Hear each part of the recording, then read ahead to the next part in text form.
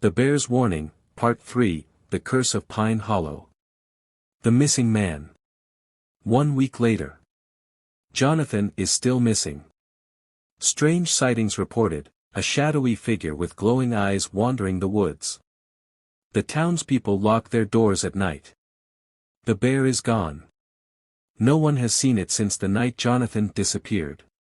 David starts having nightmares, in which he sees through his father's eyes. The hidden truth. Sheriff Carter and Pastor James search old town records. They find an old diary from 1893, written by a man named Edgar Grayson, Jonathan's ancestor.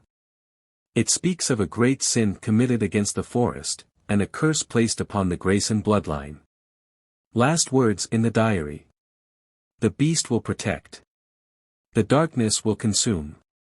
Sheriff Carter, the bear wasn't hunting, it was protecting us. The vision. David wakes up in a trance and walks into the woods. He stops at an ancient tree. His hands move on their own, he digs at the roots, and finds an old wooden mask. The moment he touches it, he sees everything. A ritual gone wrong. An old shaman cursing the Grayson family. The bear is not just a bear. It is a guardian. David collapses. The ground trembles. Something is waking up. The bear returns. Sheriff Carter and Pastor James find David unconscious. The ground is shaking slightly, as if something beneath them is alive. Suddenly, the bear appears, but it looks different. Its fur is darker, its eyes glowing faintly. David wakes up and whispers. "It's time. He's calling me." The Cave of Shadows.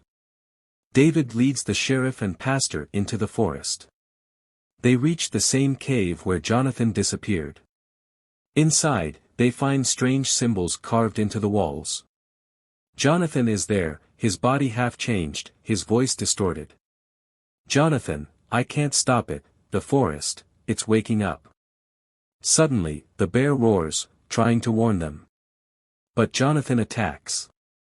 Jonathan moves with inhuman speed, eyes glowing bright. The bear fights back, but it is injured.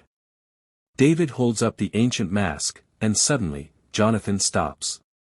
"Jonathan, David, break the mask. Now." David hesitates, what will happen if he does? The cave begins to collapse. David smashes the mask on the ground. A massive wind sweeps through the cave, Jonathan lets out an inhuman scream. The symbols on the walls fade, the curse is broken. The bear collapses but breathes heavily, it has done its duty. Jonathan falls unconscious, but he is human again. The forest is silent once more. The cycle never ends. The town returns to normal. Jonathan is weak but alive. The bear is never seen again. David dreams of the forest, but this time, he feels like something is watching him.